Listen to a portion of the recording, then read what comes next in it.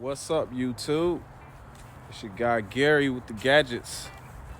I catch you. Let's say I'm just a freak for the gadgetry. Most recently, I've turned to loving solar power. Hence, the solar equipment on top of my shed. Harbor Freight's 100-watt solar panel kit. What I can tell you about the Harbor Freight solar panel kit is it's a great beginner's kit. But if you're like me and you start messing with gadgets and things, you always want the best. So what I put together is just a quick overview of my solar panel kit and how I installed everything. Now, all of this was off the top of the head. There was no plans for this, no place I could just go. I've looked far and wide for anything I could find, any kind of information I could find on how to mount these on the roof. I'm not sure if they were made to be mounted there, so I did my best with a little bit of ingenuity that I had in me. And so that's what we got now. This is my 10 by 12 tough shed from Home Depot with my makeshift front patio here, or front deck, whatever you want to call it. But the purpose of this video is to show you my Harbor Freight solar kit install. As you can see, I've mounted the four 25 watt each panels on top of the roof, totaling of 100 watts. If you're lucky. Here I have another solar gadget there. I'm like a complete solar freak. So I ran my wiring here from the solar panels. I mounted them on some of those metal electrical poles. I get the right name for them and put it in. But yeah, so those panels mounted up there. They're at a pretty decent angle for the most part. I did leave space under them so that they will have plenty of air flowing under them, because I learned and also researched and found out that they prefer to be not mounted flat to the roof, so there could be good air circulation, because they will get overheated. Again, this is my front deck. So I'm not gonna tell you about that yet, because that's an upgrade. This is my little 10 by 12. All of my camping gear looks a little messy here, but this is all of the things I use inside the house, or if I ever need them. Also got the Ryobi battery powered walk behind more. I'll tell you a little bit about that in another video. Everything else here, I use the Rubbermaid fast track system to create those two shelves. These two metal shelves that came from Home Depot, pretty good, hold a lot.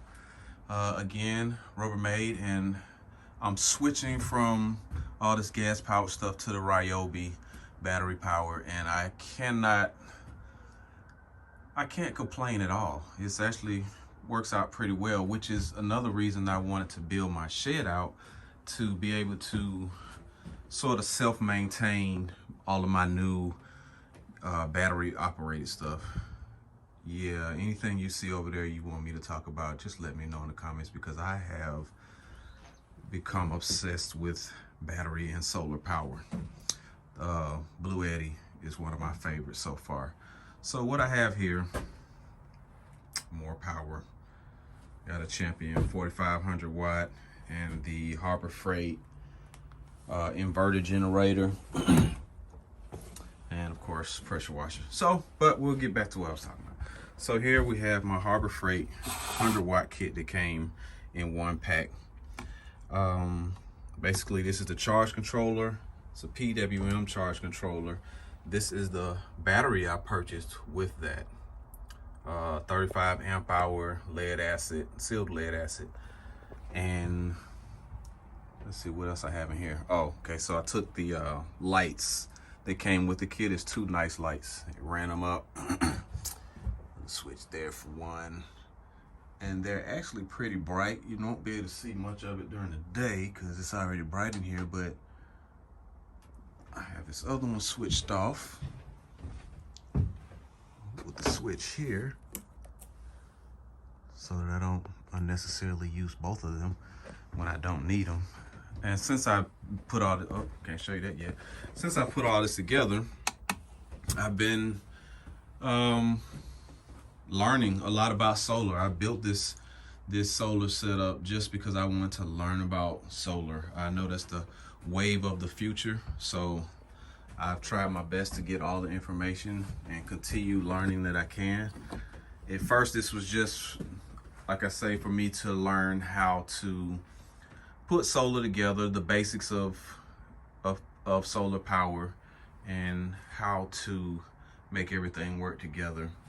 As you can see up here is where I mounted my, I forgot what you call this thing.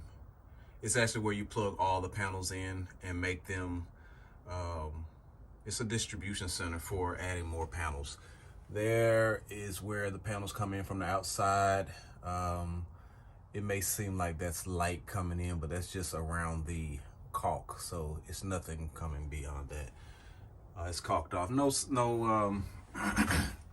Have no issues with water coming in. So I've enjoyed my Harbor Freight 100 watt kit for a little over a year, and then I started wanting more, which I'll tell you about in another video. But this is basically the 100 watt kit. The battery does not come with the kit. That's actually a separate purchase. You get the charge controller, you get the lights, you get the 4 25 watt panels that you saw on top of the shed, and I think that's it. And this is me again being goofy with some other little USB light that I don't need in there. I just happen to find it and say, hey, let me put that somewhere.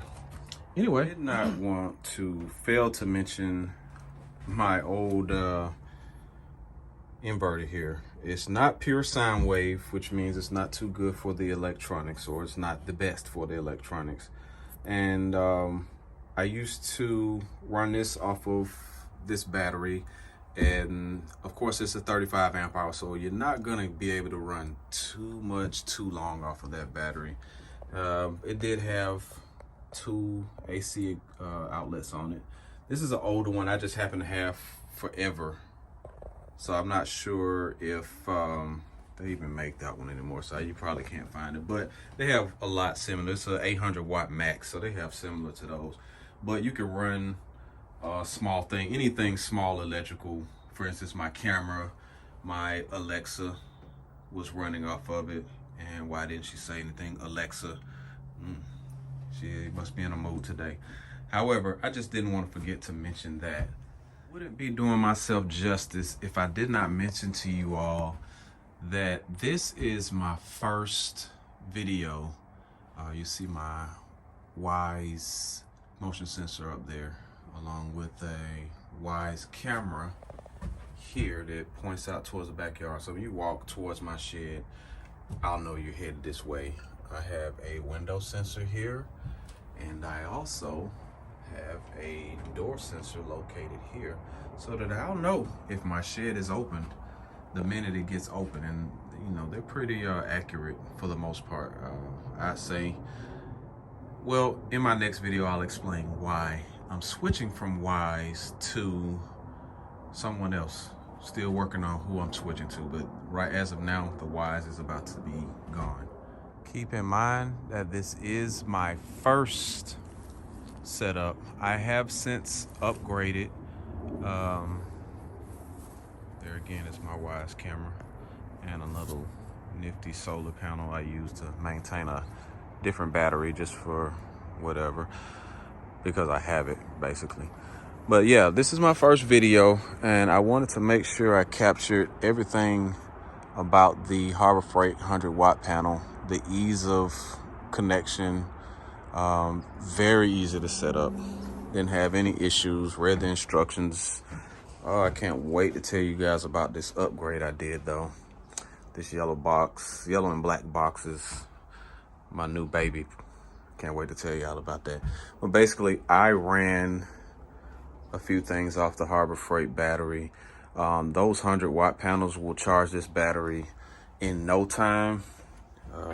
Right now, I only have my little small 3-watt, I believe. I can't. That's so old. It was bought with one of those keep your battery in your car charged up things. But I've just been using that to maintain this battery, because that's the battery that runs my lights in my shed until I switch everything over to my new setup that I cannot wait to tell y'all about. I keep on trying to scroll past it, but I don't want y'all to see it yet. Anyway, here's a sneak peek though. That's a 100-watt panel by itself. That's the new Harbor Freight monocrystalline. Crystalline? I'll figure out how to say that soon. But that's the new panel, and it says 100 watts. I get at least 90 out of it on a regular basis. So when I say that's a good upgrade, that's a good upgrade. So basically, I know you might wonder, what on earth do I use this setup for besides just the lights and this little camera, which only pulls about 2 to 3 watts. It doesn't even show up when measuring it on a watt meter, I believe is what you call it. So I use it to charge up my Ryobi. I said that before. And just set the battery on this, plug this bad boy in, and it keeps my batteries charged. Charge them up and keep moving. And this one is for my Craftsman drill that I've had forever. I've switched recently, well, more recently, like in the last few years, I've switched from that Craftsman, but it still works. I bought a Hercules set from Harbor Freight because they were on sale, and it's a hammer drill, and it's pretty good. So I charge that back here also. That's about all I feel comfortable trying to run off of that 35 amp hour battery. And I just, like I say, I'm learning solar. So if you have any suggestions, I didn't want to buy more of the 35 amp hour batteries because I started weighing the pros and cons with using that versus lithium, which again, can't wait to talk about this. But the 35 amp hour battery is sufficient for just charging up those, as long as I don't have to charge up all of my batteries in the same day, or charging them when it's late night instead of charging them during the day while the solar panels are generating the little bit that they generate. I've even tried to angle those 100-watt or 25-watt each panels to get more. I have an app on my phone that I use to check the angle, and it'll give me the most I've ever gotten out of it total is about 56 watts. So when I upgraded, oh man, I can't tell you enough about that. The upgrade was spectacular. Very simple setup. Now this actually does not come with the kit. That was a separate purchase because I had planned on running a few 200-watt kits, and I believe with this one you can run 500 watts max. And I'll double check that and put those stats up for you. But it's inputs, and it has one that's an output, which is here. And you probably can't see it. Yes, you can. See, it says output there. So that one is the output, and that runs down to here and then over to the charge controller, which is here. It's a little bit messy because I don't really use that one anymore. I will be moving it to a more permanent location or trying to talk someone else into getting into solar. But it's a great starter kit. It can be expanded. I mean, if you want to get more 35 amp hour, actually, you don't even have to get a 35 amp hour. You can get a larger battery or create a battery bank. But I was looking for some newer technology and also the MPPT charge controller, which is supposed to be superior to the PWM's charge controller. A little bit darker. Maybe I could show you how well the lights work in here. As you can see, it's fairly dark, not so dark.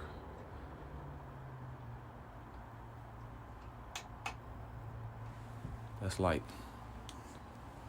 That is light, my friends. It's so exciting because I battled with the idea of running power out here, but I don't spend enough time in the shed to need $1,000 worth of electricians out here doing anything. So that's light number 1 and light number 2. And I was also interested in solar at the time, so I was like, why not create my own power out here and learn about sustainable energy? I mean, I could go and do all the videos with people running saws and all that off of their Harbor Freight kit or their solar kit, I'm sorry. But that's not what I do. I'm not a builder. I'm just a guy that loves gadgets, and I'm in love with sustainable energy. Like just learning all about it. I also love my cameras. So my house is completely surrounded outside with surveillance cameras. Why not put one in the shed? Actually, I'm going to put that one outside. That's really just a test set for now, test setup for now, just to, like I say, still learning about the solar. But that bad boy runs 24/7. I don't turn it off. I know that the power inverter does take power from the battery as well. So as I get more into it, I learn how to add up all the times. But that and the Alexa don't use much power at all. I hadn't run out of battery just using those two or charging batteries. Everything else is already battery operated, like the contact sensors, the motion detector is right there, and the contact. Those of you that really know this solar stuff and are just checking it out to see what the newbies are doing, you can tell that my power inverter is not hooked up right now because there's only one set of cables on the battery, and that's coming from the charge controller. That is where I would plug up the inverter as well. So that goes straight off the battery, not off of your charge controller. This charge controller does have a couple outputs on it. You have your USB, 2 USB ports right there. You also have an output here, here, and here. All 3 of those are outputs. Right now I have the light on one side, the light on the other side. Here is where your battery cables go.